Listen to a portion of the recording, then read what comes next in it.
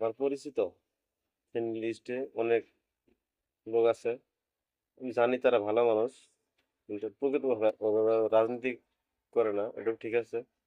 কিন্তু আপনারা নিয়মিত বিএনপির বিরুদ্ধে গুজব শেয়ার করেন, কোন বক্সে গালাগালি করেন, দয়া করে আপনারা ভালো হয়ে যান।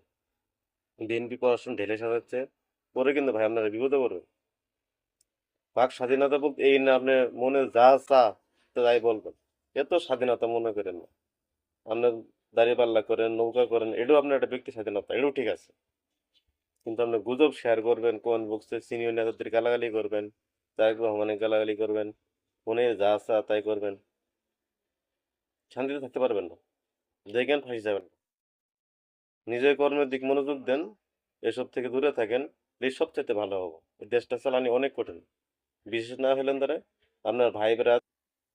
সামনে নির্বাচন আছে, মেম্বার চেয়ারম্যান নির্বাচন করেন, মানুষের সেবা করেন, দেন এই কাজটা সহজ কিনা কঠিন, দেশটা চালান অনেক কঠিন।